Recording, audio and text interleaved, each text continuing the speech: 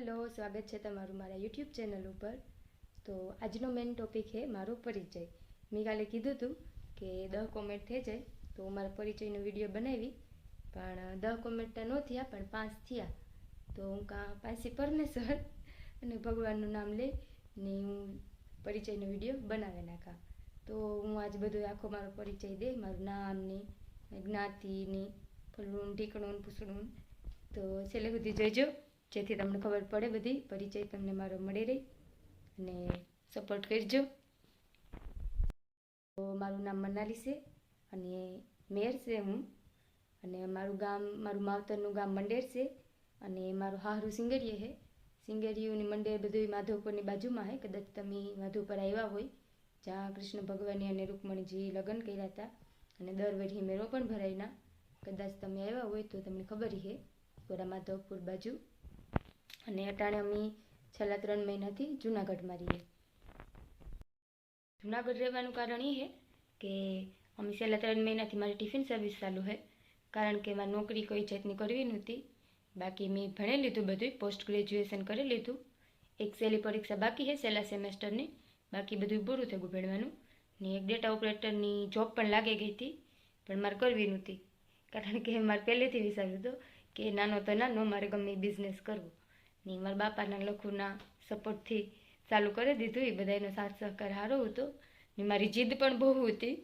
એ વાટું અમે આવે ગા જુનાગઢ ને ટિફિન સર્વિસમાં પણ સારું છે, અમારે સારો ગ્રો કરીએ એમાં પણ ને। બાકી અમારી જગ્યા પણ છે મંડેરની સિંગીરીએ 2 ઠેકાણે ને હું એકને એક દીકરી છે મારા મા બાપની, એટલે જરાક વધારે જીદ્દી પણ છે।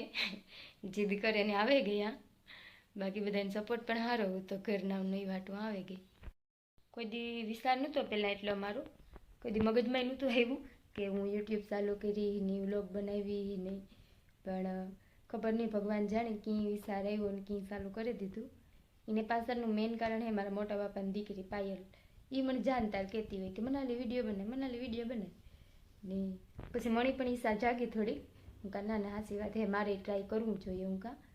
તે મેં પણ ચાલુ કરી દીધું ને, છેલ્લા 10 દીથી હું બનાવવા, 11મો દી છે ને। પાછા મારા ઘરનાનો સારો સપોર્ટ હતો, લખુનો ને મારા બાપાનો, એ વાટું ચાલુ કરી શકી ને। કારણ કે અમારા ગામડામાં તો એટલું કોક કોણ જાણે કોક બનાવતું હોય, 2-4 જણા તો, બાકી તો કોઈ બનાવતું નહીં, એટલે ઓછું હોય બધું।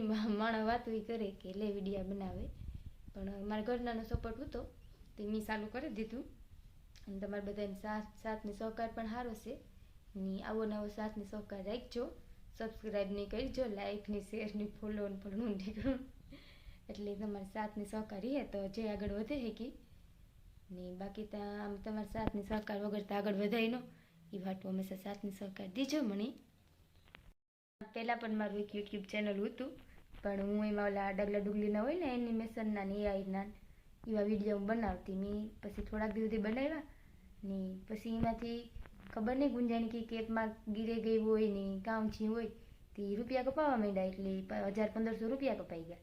પછી હું કાં ભલું કરે ભગવાન ને બંધ કરી દીધું ને મેલે દીધું ને। એ પછી તો લગભગ વરહક દી જેવું થયું ને, પછી મેં આ વ્લોગિંગ ચાલુ કરી। એટલે લખ્યું છે કદાચ ભાઈમાં મારા કે એ બંધ કરે ને આ ચાલુ કરવાનું।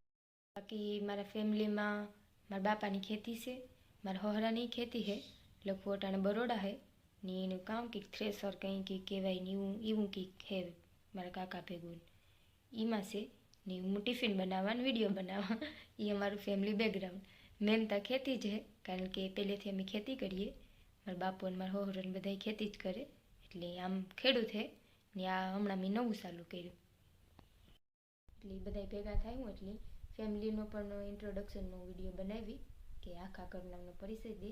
અટાણે બધા હે નહીં, મારી મા ને મારા બાપુ હે, પણ મારા બાપુ તો હજી વિડીયામાં આવે, મારી મા એ આવે નો કારણ કે એ કુંજાય ને એને હોરમ આવતી હોય, કામ હોય, એ વિડીયામાં આવે ને એટલે એકવાર બધા ભેગા થાય ને પછી બધાનો ભેગો એ પણ વિડીયો બનાવ્યું ઇન્ટ્રોડક્શનનો, કે હજી તો 4 દી હે મારા પાસે ટ્રાય કરતો રહેવાનું। 4 દીનો મેં ચેલેન્જ લીધો, 11 દી પૂરા થયા, એટલે તમારો સપોર્ટ એ તો 4 દી પછી પણ ચાલુ રાખ્યું, નકર પછી જેવી તમારી ભગવાનની ઈચ્છા। બાકી મારા શોખની વાત કરીએ તો મને ખાવાનું બનાવવાનો બહુ શોખ છે, એ વાટું જ ટિફિનનું ચાલુ કર્યું। ને ભગવાનની દયાથી સારું બનાવતાય આવડે. એટલે એ એક શોખ છે. પછી શોપિંગ કરવાનો શોખ છે.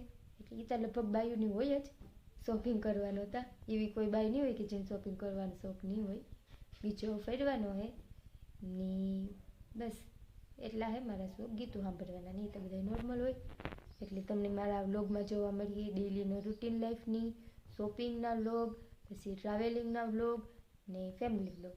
એટલે જો તમે એવા વ્લોગ તમને જોવા ગમતા હોય તો તમે તમારી ફેમિલી સાથે મારા વ્લોગ જોઈ શકો અને સબસ્ક્રાઈબ કરજો જો તમને મારા વ્લોગ ગમે તો, અને સપોર્ટ કરજો.